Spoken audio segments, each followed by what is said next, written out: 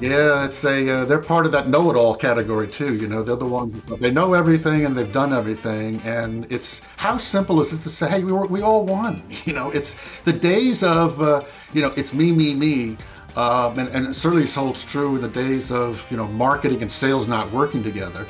And now we have to work together. All departments, the collaboration is so important. So when you win and are successful, share that, celebrate together. Because you're certainly going to be celebrating and suffering through some of the losses sometimes. So celebrate the wins. Isn't that more fun? And doesn't mean we all need to be holding hands, and singing "We Are the World." But it also means, hey, share the success, enjoy the job, and I think that's important. Hi, friends. Welcome to the Sales Enablement Podcast. I'm your host, Andy Paul. That was Dean Karrel. Dean is a sales trainer and career development expert, and he's the author of a new book titled Mastering the Basics: Simple Lessons for Achieving Success in Business. And in our conversation today, we're talking about the importance of having a philosophy for success. In this case, a philosophy meaning just a simple set of rules that you live your life by and live your work life by. And these rules are the basics. They aren't complex. They're simple, clear rules that define how we all operate in the world. And these dictate the experiences as a seller. Your philosophy, your basics dictate the experiences your buyers have with you, the salesperson. So Dean and I talk about why, for those very reasons, it's so critical for sellers to be intentional about every impression they create with buyers, and how your philosophy of sales, your philosophy of life, shapes those moments. So again, to all this and much, much more, but before we get to Dean, I want to remind you to subscribe to this podcast on iTunes, Spotify, or wherever you listen to it. And I want to remind you to check out my latest book, Sell Without Selling Out.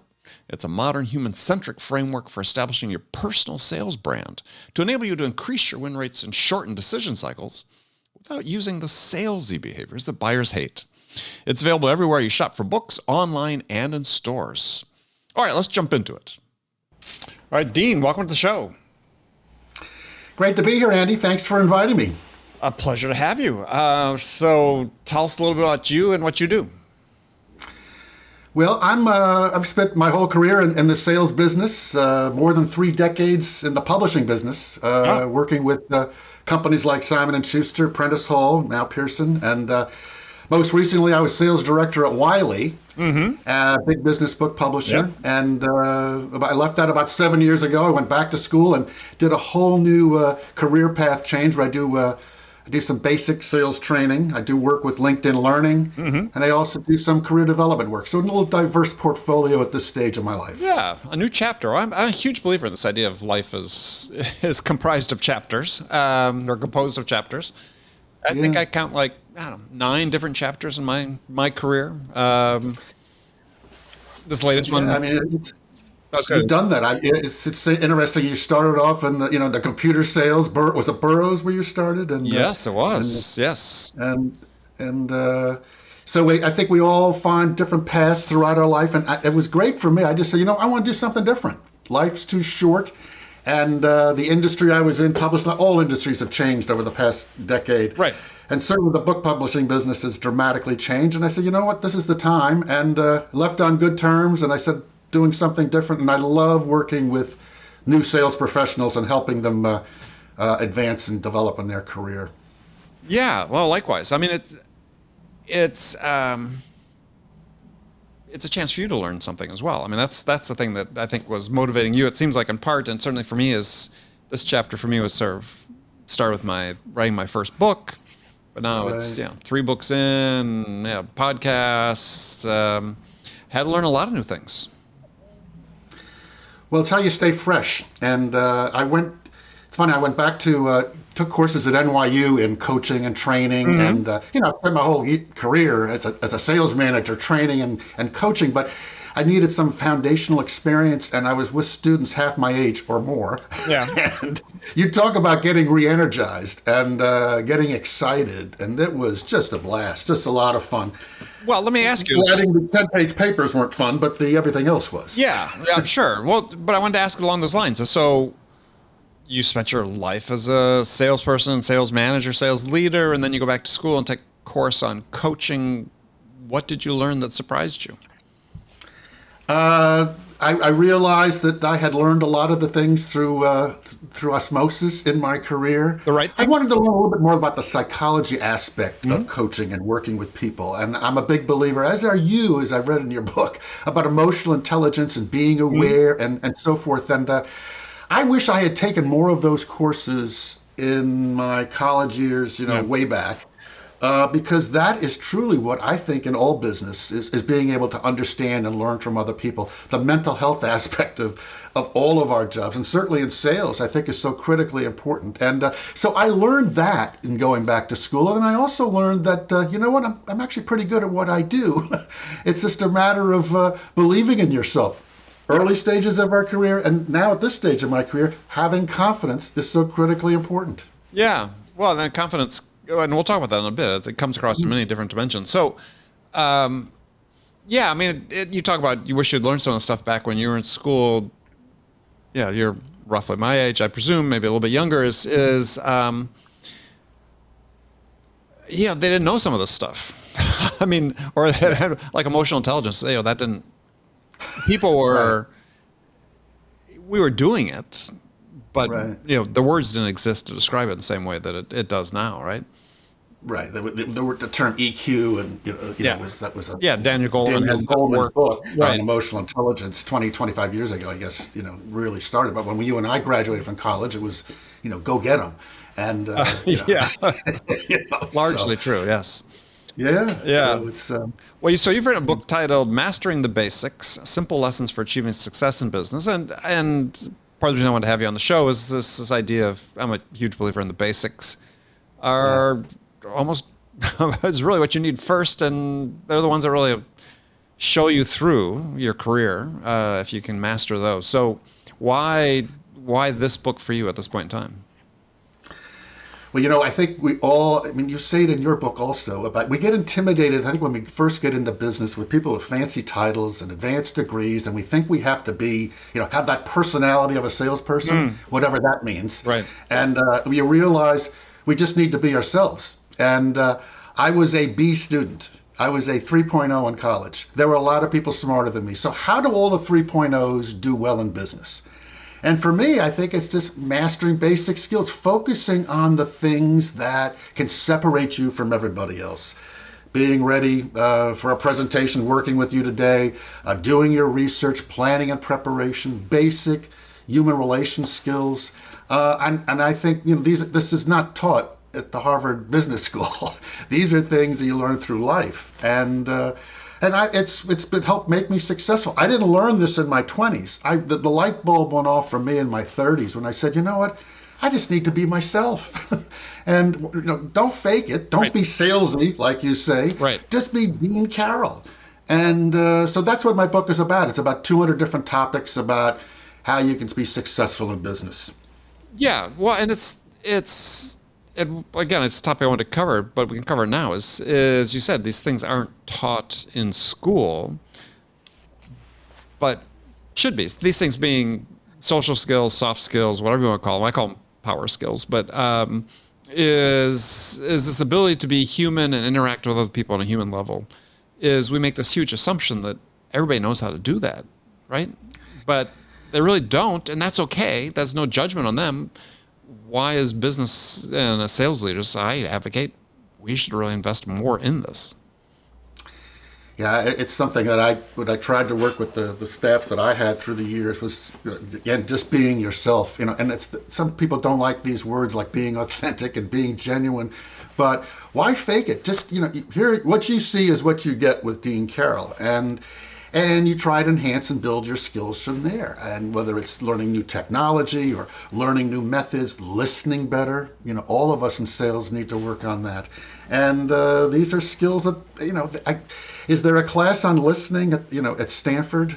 I don't think so. Maybe it's included in a course, but all of these social skills, people skills, I think is what separates you from the rest of the pack if you're able to focus on those things and enhance those skills. Well, I agree, and I think obviously that's a big theme of my book. My latest book, Sell Without Selling Out, is you, the human seller, you are the point of differentiation, and it's due to just things you spoke about. It's due to being yourself, being authentic, being able to form connections, bring your curiosity, your natural curiosity to the game, among other things that set you apart. Yeah. It's again, that word EQ, emotional intelligence, wasn't discussed when we graduated from college, but I think it's the foundation of what good salespeople have versus those who are too salesy. I mean, the emotional intelligence is, listening, showing empathy, and realizing that the buyer, on the other side of the telephone or conference call or in person, they're in the same boat we are.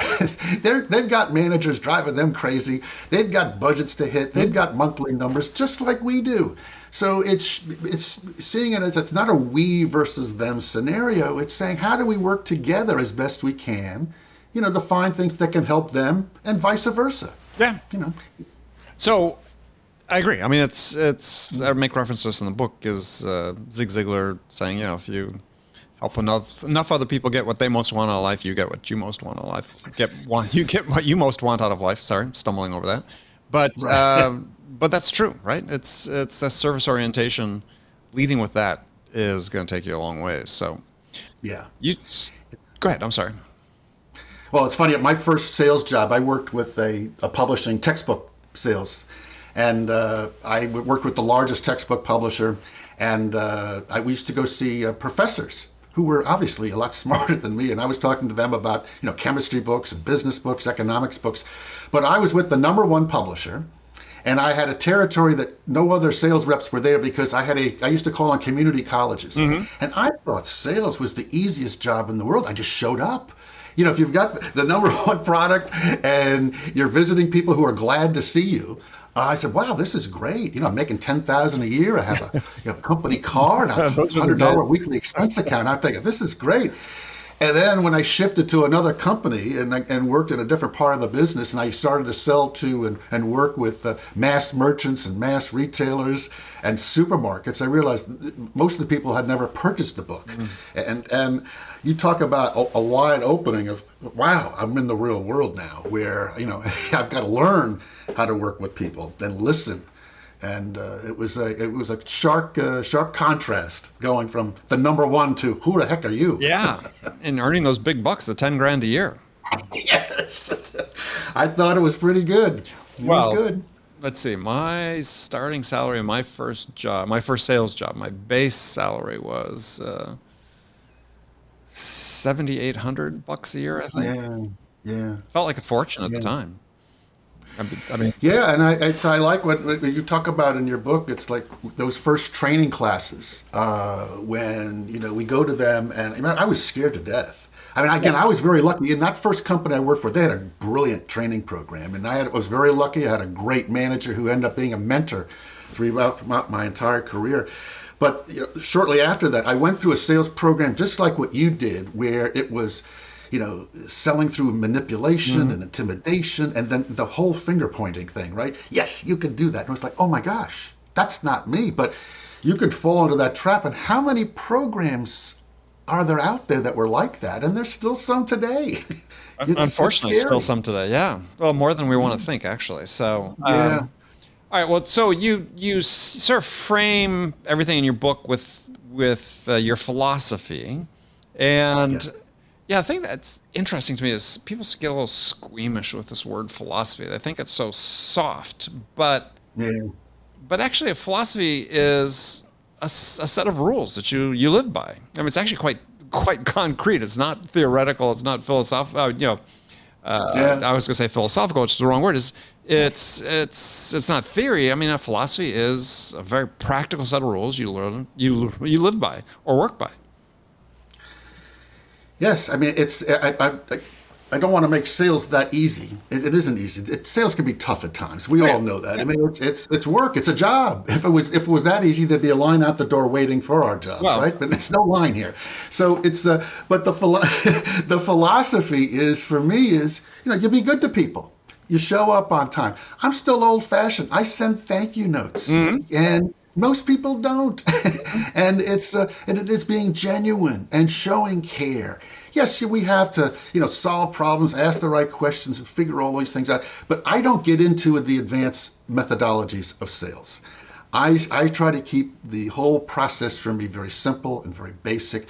To me, sales discovery, and again, you talk about this too. Sales discovery, to me, most people think is boring. I think it's the foundation of what good salespeople do. Absolutely. Yeah. And we're all focused on the close, and you got to do this, and that you overcome that. But if you're good at the research and the planning and the preparation and asking good questions and listening and sales discovery, those other processes, other parts of the process flow a lot easier. Yeah. Well, and their success, as I talk about in my book, is predicated on, as you said, be good to people, build rapport, build this connection, earn some level of trust. Then people say, well, okay, we trust Dean enough now, but we're really gonna share it with Dean because we trust Dean, as opposed to, whoever else came in the door that, we didn't quite trust in the same way, right? And they don't get quite the same information and the same understanding. So we read everywhere about that word trust, that we're supposed to develop trust. We're supposed to, and that's so critically important. Yet how many people haven't learned that, to figure that out, that trust is really what it's all about. And if you lose that trust, or if you get too salesy or too manipulative, that trust just fades away and you're not coming back. It's one and done. And so it's, again, I don't think it's rocket science, but a lot of people don't follow it. I cringe sometimes, and I know you also, when we get messages on LinkedIn and it goes from hello to what can I sell you. Mm-hmm. It's who taught you, and it's tragic. Well, yeah. Well, but I think I think that, again, we're guilty of making the assumption that people come into the workforce with these basic set of skills. And this is one of my things that I talk about quite frequently, is that, like, new people coming into sales, hey, we're going to throw them into an onboarding program. They got 6 weeks or maybe 12 weeks. And at the end, and it's like, yeah, but these basic human skills, they don't know these. Or we're assuming they know them. We shouldn't assume that people know them. Doesn't mean they're bad people if they don't know them. Quite the contrary. We just need to teach them. We shouldn't assume that people know what empathy is, what it means, how to develop it. We shouldn't assume that people know how to start a conversation, as you just said. I think a lot of people, when they jump into it, as the example you just gave, and I've given on this show many times, is they think that's what they're supposed to be doing. Right. Not that it's necessarily the wrong thing to do, but they think that's what they're supposed to be doing. And it's like no one's taught them differently or showed them differently.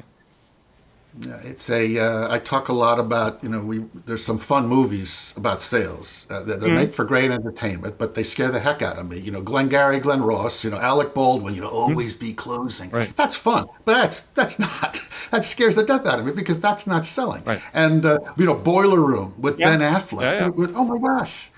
And if I see people have that martini glass of Leonardo DiCaprio from The Wolf of Wall Street, saying that's their motivational tool, great entertainment, fun movie, but that's not sales. They called themselves salespeople, but they were manipulative and they paid the price. Yeah. Oh yeah. Well, unfortunately, there's still people around that think that's the way it's supposed to be done. So yeah. Well, yeah. I think some of that, just to the point though about the movies, is I think the movies, TV shows, whatever, that have some image of sales, is people pick that up and they think that's what it's supposed to be like. I've had on the show in the past Don Dieter Schmeltz, who's chairman at Kansas State University of their National Strategic Selling Institute, which is one of the sort of pioneering programs in the country offering an undergraduate degree in sales. Mm-hmm. And she described on the show is when she gets 18, 19-year-old kids in her introduction to professional selling class, and kids with no exposure to sales, basically, and they do role plays, they all default automatically to being super salesy. Yeah. So it comes out of somewhere, right? Yeah, well, we all have stereotypes of all professions, whether it's an accountant or whether it's a lawyer. We make the assumptions that this is how people are and this is what you have to do. And unfortunately, the assumptions about salespeople is many cases negative. And so it goes back to what you preach, what I preach, is getting away from that. And it's too difficult for me to fake it. So it goes back to just be yourself Yeah. and learn those skills. You sold differently now than you did X number of years Oh, ago when you sure. first started. We always are learning and always developing, and that's also a catchphrase that can't be a catchphrase. It's always be learning. Hmm. And the way we do things today is a lot different than we did it 5 years ago, 10 years ago. Heck, 2 years ago, March of 2020, the world changed for sales, right? Yeah. So Well, but I mean, it's that, but it's also something you'd sort of alluded to earlier, which is, we talked about, Daniel Goleman writing EQ, 25 years ago or whatever. Uh, yeah, lots of things have changed. Our understanding of how people's minds work has changed. And so, and it's constantly changing. I mean, one example I like to give is we're all taught as sellers about this idea of loss aversion, right? People invest more to avoid a loss than a gain. But that's been discredited with more recent research. And the big article in Scientific American about that. It's like, hey, the single biggest factor in decision making is a fallacy. And yeah, I mean, I enjoyed reading that because, see, I'd never thought loss aversion was right in my own career because my customers always invested to gain. And that's how I sold on that assumption. But the point being is, if you're not continually learning, you miss these things, and these things that maybe being presented to you as fact is maybe the facts have changed. So, and that sort of gets to one of your little bite-sized pieces of wisdom you have throughout your book. You've got a bunch, but I was just going to cherry pick a few that I wanted to talk about. One, we'll start with one is you say, don't argue with your boss. Now, why not? Because I have and tended to quite a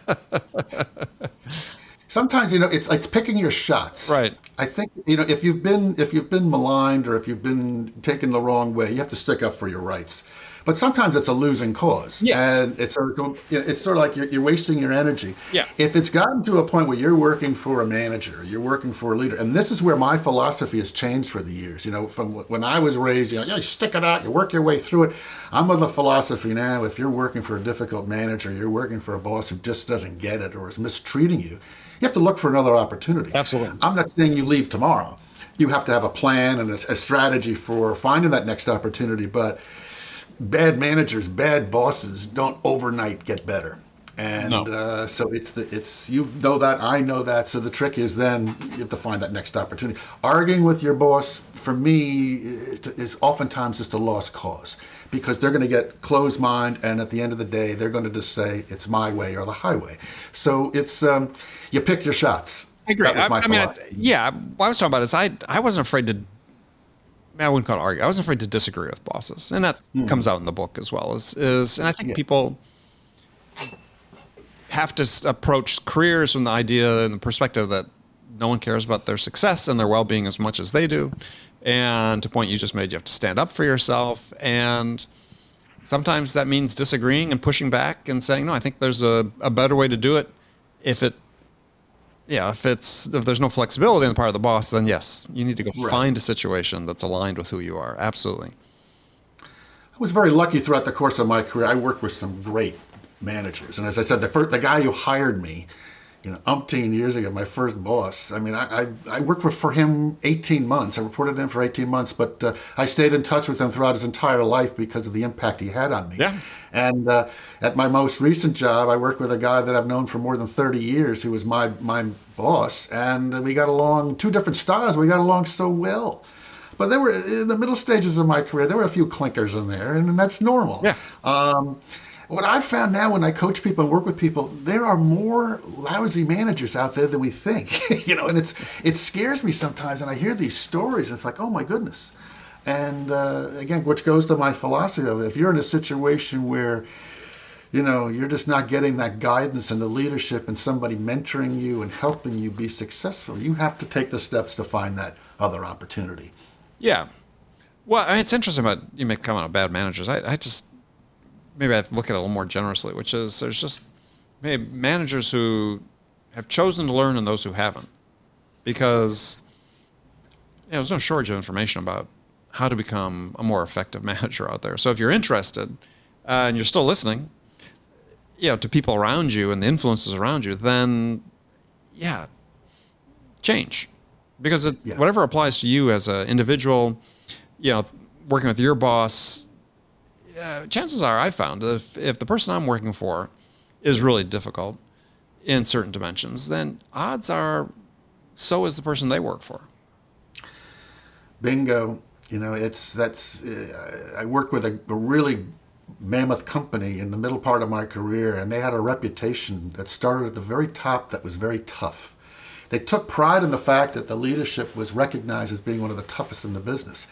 I saw it as a negative. They saw it as a positive. Right. And but that style permeated throughout the entire organization, and it was effective. I mean, they were a successful company. It got people to really on edge, but it was a stressful organization. And so it started at the very top, and then each layer, you learn from your manager, and it just filtered down, and all of a sudden everybody was always aggressive, Yeah. and in your face, and it's like, yikes. Well, yeah, and not the point I'm making before is that no one told them necessarily that's what they're supposed to do, but they saw the behavior that was modeled and said, that's what I need to do. Model the way, right? You learn from your manager, and that's from the Leadership Challenge book. Model the way, and you learn from the people you report to. And if you're learning bad habits, learning bad style and techniques, that's what happens. Yeah, situation is everything for people. I work with a lot of high achieving salespeople. They're trying to earn 7 figures a year and so on. As individual coaching, and I have people approach me about it and say, well, what's your best advice? What do I need to learn? And for me, it all starts with you got to find the right fit. I mean, if you want to be a high earner or high achiever, focus on fit first. Yes. Yeah. That's why that interview process and research process is so important. We can learn so much more about people and about companies today than we could 5 years, 10 years, certainly when you and I started. It was all a guess back then by word of mouth. Mm-hmm. Now you can find out so much. So that certain organizations are well run. Yeah. I do a lot of work with LinkedIn, with my courses, and I see what a great organization. I wish I was, just starting out. I'd love to be with that company. It is so well run. It's not perfect. Yeah. But it's so well run. Meanwhile, I see others like, wow, I would never work at that organization. So you can learn so much just by going online and doing your research. Yeah, you would think, right? Well, so one of your things is don't be a know-it-all, which I subscribe to. I think people need to be learn-it-alls, not know-it-alls. When I liked, which especially for a sales role, is you say, don't take all the credit, share the wins. I think this is so important. Is I've worked with people that the credit was always theirs, right? I mean, there's one person that I worked for a short period of time, and this individual about 3 years later was interviewing for a job at a company I was at, and somebody said, "Hey, you'd worked with this person before. Here's what they say on their resume of what they did," and it's like, oh, they're taking credit for everything I did. Yeah, they're part of that know-it-all category too. They're the ones they know everything and they've done everything. And it's how simple is it to say, hey, we all won. It's the days of it's me. And it certainly holds true in the days of marketing and sales not working together. And now we have to work together. All departments, the collaboration is so important. So when you win and are successful, share that. Celebrate together. Because you're certainly going to be celebrating and suffering through some of the losses sometimes. So celebrate the wins. Isn't that more fun? And it doesn't mean we all need to be holding hands, and singing "We Are the World," but it also means, hey, share the success, enjoy the job, and I think that's important. Yeah, well, depending what you're selling is, because I worked in a lot of companies. It was a very technical product, and it was way at the really technical end. It was way over my head, and I couldn't sell alone. I mean, right? I mean, yep. You bring in the experts. You bring in the people who understand the Exactly. idiosyncrasies of the specific pieces of the product or service that you're offering. Exactly. And you need to bring in those right resources depending upon the situation. And that's what, again, celebrating and selling as a unit and as an organization. Those are the best companies. Yeah, and all the people that helped you along the way. Absolutely. Yeah. Yeah. And you draw the distinction between leadership versus management, which I also touched in my book. So what's the difference there for you? Well, there's two parts to that. One is, how many salespeople have you seen and I've seen that get promoted to become, the district manager, the sales manager, and all of a sudden their whole style changes, Right. And it's like, oh my goodness sakes. And a leader enables, like a good leader enables and provides the path, is like the blocker, and opens up the path for success. A manager is, checking off bullets and making sure you've updated the CRM on time or did a reforecast by Friday at 4 o'clock. And it's, leaders are people you want to follow. Managers are the ones that drive you nuts. And, and it's a very simplistic way to think about it. No, it's absolutely right way, I think, is the Stephen M.R. Covey in his new book about leadership, Trust and Inspire, says, you manage things, you lead people. And I think that's a great perspective, right? I think we've got an abundance of management and a shortage of leadership. Oftentimes. Last one. I'm sorry, go ahead. No, I was just going to say, bingo. That's exactly it. I mean, you've worked with great leaders. I've worked with great leaders, and we've also seen the other side of it. And boy, there is a contrast, and it's there. You can see it. Wow. And so it's fun, and you and I both have improved through the years as leaders. I hope so. And and we both will continue to improve with that. I hope so. So, well, the last one to talk about, because unfortunately we're running short on time, but is one that's important to me that aligns with what I spoke in my book. Is you say one of your nuggets of wisdom is to look out for yourself. And the subtitle of my book is A Guide to Success on Your Own Terms. So tell us about what it means to you to look out for yourself. Well, I think sometimes we just get so caught up in business and numbers and what we have to do that we forget about what really matters. And part of my philosophy is, at the end of the day, it comes down to family comes first. Believe in yourself. I sound like everybody's grandfather, but I say, but health and happiness is what it's all about. Right. And these companies will survive without us, and they've done really well. And so believe in your abilities, but spend the time to take that time to relax. Spend the time with your family. Yes, we have to earn an income and we have got bills to pay and there's problems going on in society right now. But you know what? Chill out, relax, enjoy life. And it sounds old school, but it is so important, I think. And it's something I've preached my entire career. Focus on what really matters. The CEO is still going to make $10 million this year, no matter what we say. So they'll do their own thing. Find things that what really matters for you. And if it's making $50,000 a year and you're happy, God bless you. If you need to make $500,000, it doesn't. But find out what really matters to you. Values, goals, priorities. I think that's what it's all about. Well, I do. It's not talked enough about. Values. People talk about corporate values. But I'm talking about individual values, right? And you're finding people to work with that align with those. There's a book I'd read. God, I forget the title. A guest came on the show, but it basically says that he was an investor in Boston and wrote this book saying, look, hire good people, right? At the end of the day, hire good people. And that's the success formula for you with hiring. And I think that's absolutely true. It's not rocket science again. I mean, I've been, again, so fortunate. I got lucky in hiring good people. It made my job easy. Yeah. And when you say about being a good leader, there's nothing better when you can step back and watch a team work. It's like a good sports organization, good, sailing or whatever it might be, to see the unit actually work. Right. And it makes you look good. So again, it goes back, sharing success. Sharing success, they made me look good. Right.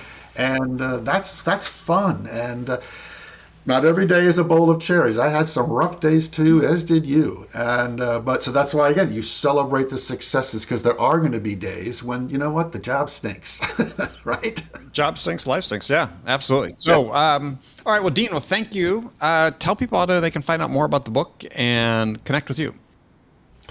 Well, the book is called Mastering the Basics, and it is available in bookstores and also online.